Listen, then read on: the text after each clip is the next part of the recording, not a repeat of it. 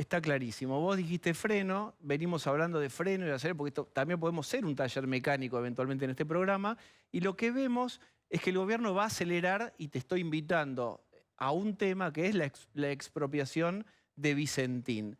¿Cómo ves vos como economista? Vos has trabajado hace muchos años también en el Banco Central, ¿no? Sí. Sos conocido como economista, la gente, muchos te conocen. ¿Qué pensás de la idea de la expropiación? Eh, a ver, hay modelos para tratar estos temas en periodos de crisis.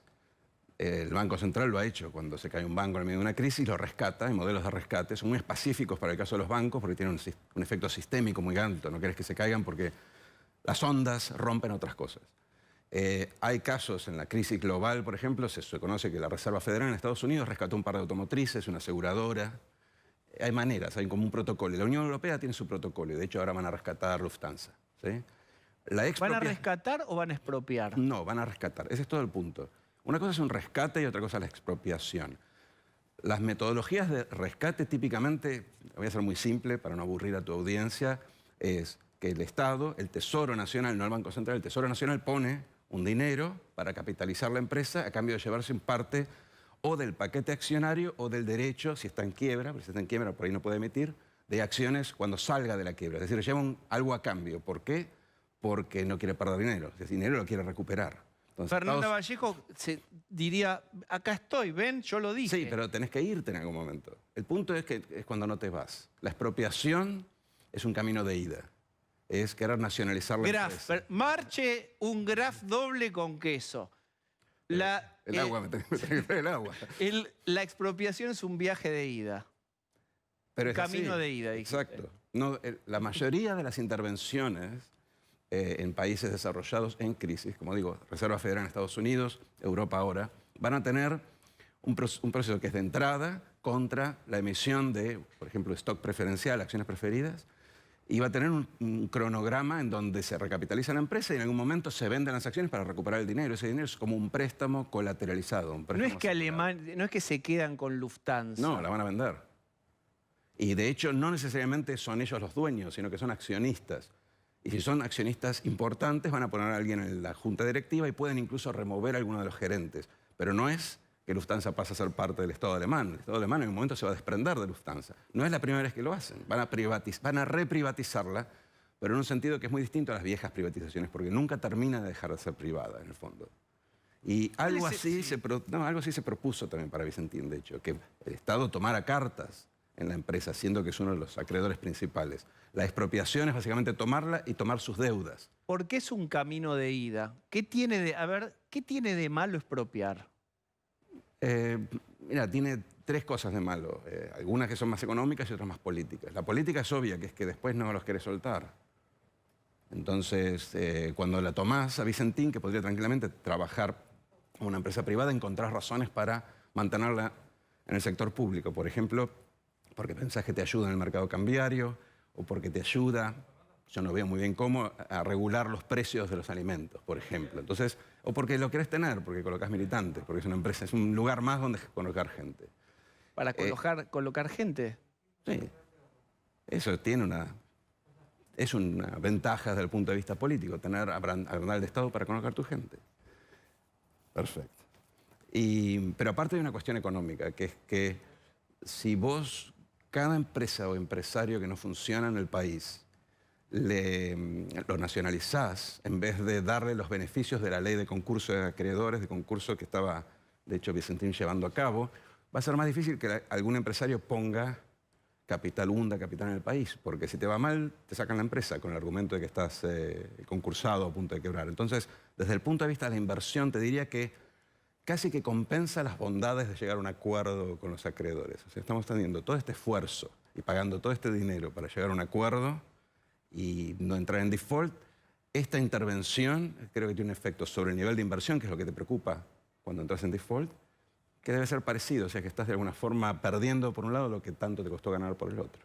Vamos a tolerar el silencio. Toma agua, Levi Yeyati. Cae, como decía Mario Mactas, una gota de silencio. Pero ahora Pablo de León tiene una pregunta, dale. ¿Qué tal, Eduardo? Yo quiero volver al principio de la charla donde hablabas... Mira para acá, acá está.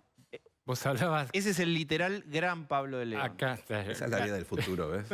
Bueno, vos hablabas de conectividad, hablabas de trabajo y futuro, pero a mí se me parecía en esta imagen las maestras nuestras hoy dando clase en su casa, por Zoom, con el Wi-Fi y con los problemas de tener Wi-Fi propio. Digo, entonces hay un debate sobre lo que viene, sobre la conectividad, pero la Argentina es esta, las maestras en su casa con su Wi-Fi haciendo clases o suspendiéndose de acuerdo a cómo le anda la banda en su casa. Este es un problema y es un drama que lo vinculo ya a la educación.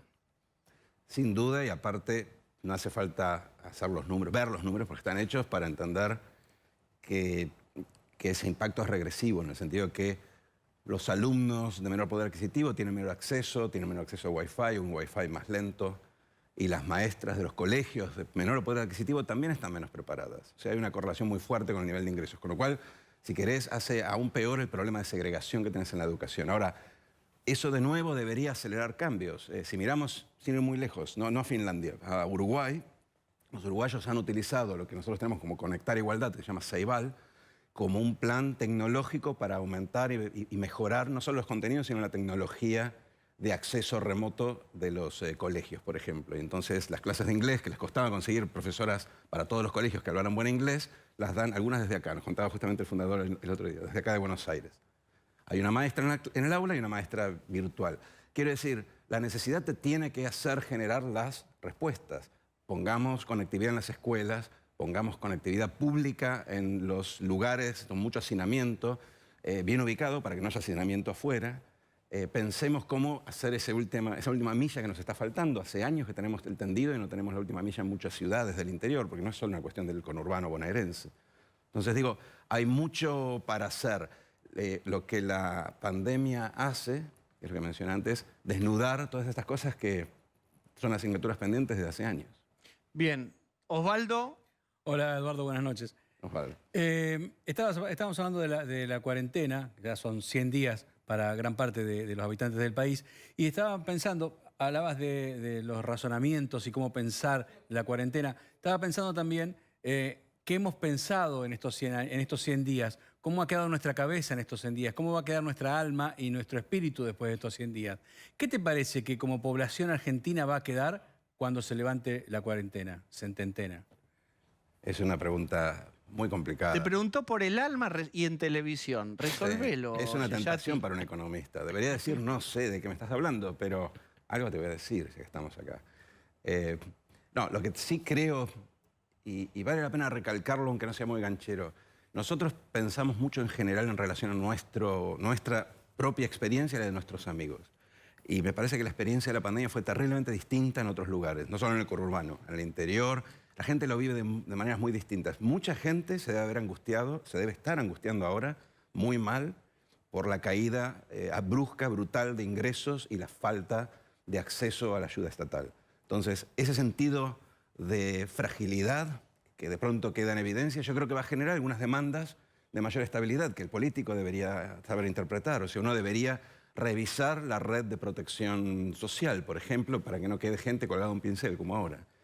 Y después está todo el tema del temor a la cercanía, del cual mucho se habla. Yo no estoy tan seguro de que eso persista, que dentro de 2 años, 3 años no estemos de vuelta haciendo asado y dándonos un beso. Vamos a ver. Pero sí creo que este sentimiento de fragilidad que la experiencia que uno tiene es de los amigos que han vivido guerras, los amigos viejos que han vivido guerras. La guerra te genera ese sentimiento de temor y esa necesidad de un Estado benefactor. De hecho, el Estado benefactor es hijo de la Segunda Guerra en Inglaterra. Entonces me parece que por ese lado viene el cambio más simbólico. Pero bueno, te lo contesta un economista que no sabe nada de este tema. Me hablaste con el corazón y yo te voy a repreguntar con el bolsillo sobre Vicentín.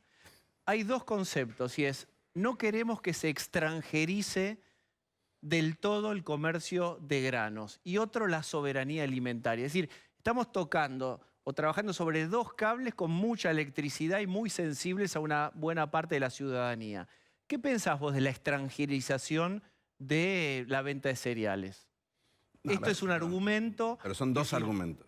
Son 2 cosas, pero esto circula en la defensa argumental del gobierno para avanzar? Hay varios argumentos en la defensa argumental, como vos decís, valga la redundancia, porque ellos mencionan el tipo de cambio y la necesidad de vender dólares cuando quieren. O sea que me parece que el trasfondo tiene que ver con otros temas. Soberanía alimentaria no tiene mucho sentido en un país que produce alimentos. No tenemos que producir más alimentos, ya los tenemos, de hecho exportamos alimentos.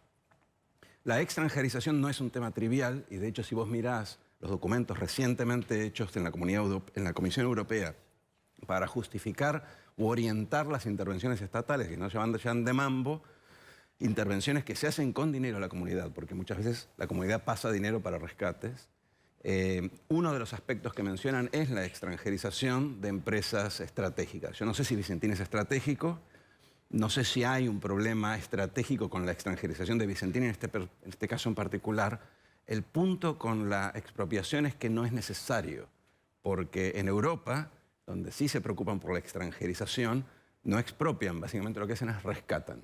Y nosotros tenemos los instrumentos para hacer rescate de empresas sin necesidad de entrar en ese camino de ida que mencionaba antes. Entonces, la crítica mía es casi, te diría, más instrumental. Después es una cuestión política, por ahí se quieren quedar con la empresa. Pero es una cuestión política. Pero en términos puramente formales, tenemos todos los instrumentos que ya estaban operando para que esa empresa no quiebre. Y de hecho no iba a quebrar.